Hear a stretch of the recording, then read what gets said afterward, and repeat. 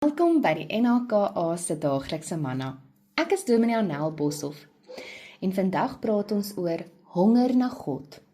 Ek lees vir ons uit die 1983 vertaling, Matteus 4 vers 3 tot 4. Die versoeker het na hom gekom en gesê: "As u die seun van God is, sê hierdie klippe moet brood word." Maar hy antwoord: "Daar staan geskrywe: Die mens leef nie net van brood nie, maar van elke woord wat uit die mond van God kom." Jesus is werklik honger. Na 40 dae sonder kos, hoe moes hy nie gevoel het nie? Die versoeking lyk so onskuldig.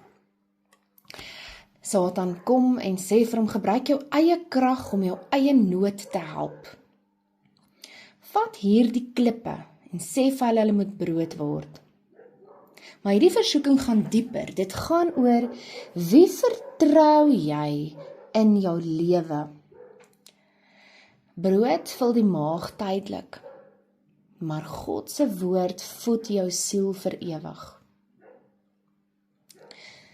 In hierdie lydingstyd, nooi jouself uit om te vas.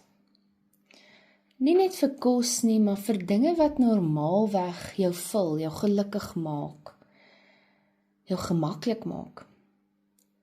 Kom agter dat wanneer hierdie dinge wegval, wanneer jy nie die heeltyd toegang het tot jou foon nie, wanneer jy nie net die heeltyd toegang het tot daardie gewoonte om koffie te drink uierliks nie, dan honger jy self na God. Jesus kom en hy leer ons deur sy antwoord om staat te maak om te vertrou op God. Die oomblik toe hy sê: "Die mens leef nie net van brood nie, maar van elke woord wat uit die mond van God kom," het hy die wysheid aan ons geopenbaar.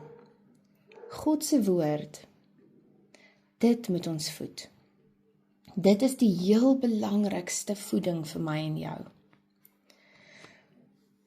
Wat voed jou? Neem 'n oomblik en dink, wat voed jou? En dan besef, dis eintlik God wat my en jou se honger moet stil.